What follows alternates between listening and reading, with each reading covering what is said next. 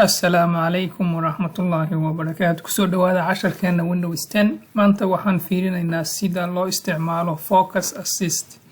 Focus Assist waa qaab ama system ka caawinaya si aad diirada u saadid waxa qabanaysid isagoo ka yareynaya waxyaalaha macnaha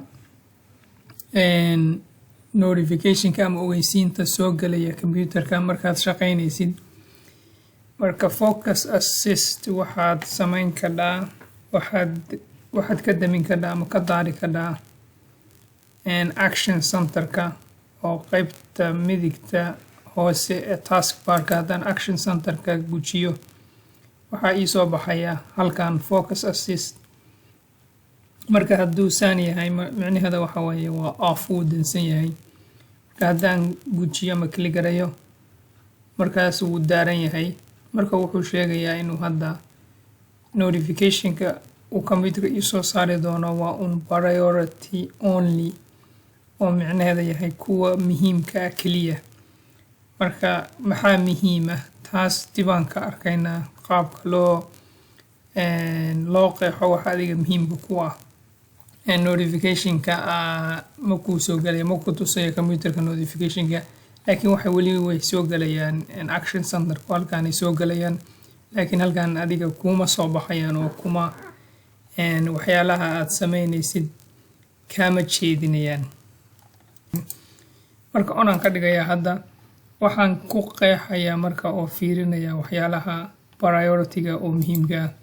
waxaad tegaysaa start ayaa gujinaysaa. waxaad tegaysaa settings markaad tagtid waxaad tegaysaa system markaad tagtid waxaad gujinaysaa Focus Assist.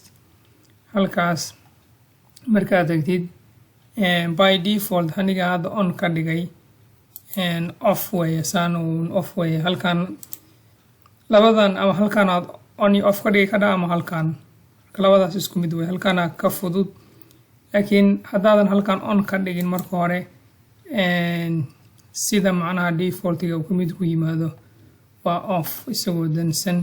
marka waxaan samayn karaa waxaan odhan karaa onaan ka dhigi karaa waxaan ka dhigi karaa priority only. marka waxaan odhanayaa halkan customize your priority list micnaheeda yahay macnaha qeex waxa adiga muhiim ku ah. markaan kaa gujiyo waxaa ii soo baxaya hadda halkan oo kale kuwa priority-ga aan rabo inuu markuu Focus Assist on yahay notification-ka aan rabo inay ii soo galaan sida VoIP call-ko kale hadduu muhiim ii yahay waa u daynayaa. text messages haddii wax muhiim ii yahay reminders oo calendar-ka iyo app-ka ka imaanaya hadduu muhiim ii yahay waa u daynayaa. waxaan halkan ku qeexi karaa dadka aan rabo in markuu email-kooda ama notification-kooda ii soo dhaco message ii soo diraa inaan arko. halkan haddaan rabo inaan ku qeexo dad noocaas kale waxaan odhanayaa waan taabanayaa qofka uun baan xulanayaa markaas qofkaas uun haddaan ku daro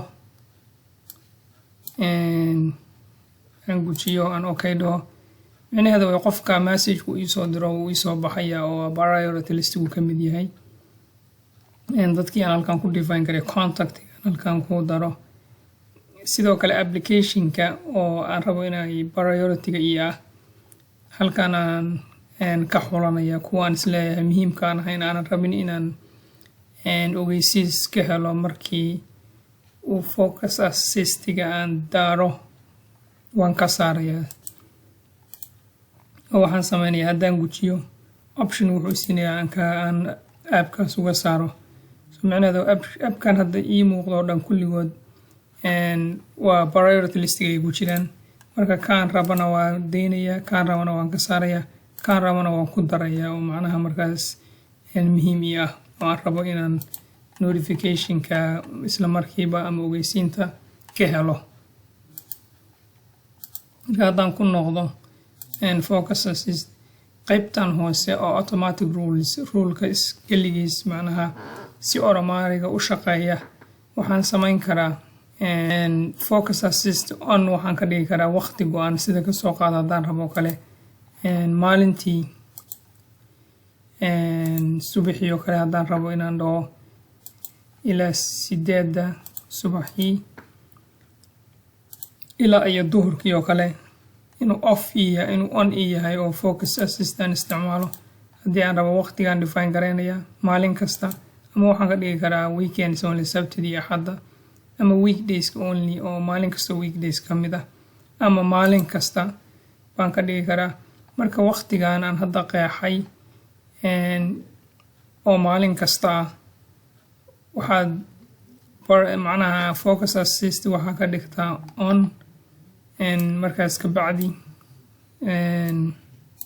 wuxuu oran waa rule oo aan qeexay markaad on ka dhigtid markaas macnaha waqtigaas Focus Assist on oo ahaanaya taas waa automatic rule qeexi kara rule kale aad qeexi karid waxaa samayn kartaa markaad monitor kale computerka kugu xiran yahay ama projector presentation sameynay sidoo kale waxaad oran kartaa Focus Assist on ka dhig oo ama priority listiga notification-kooda soo saar ama alarm kaliya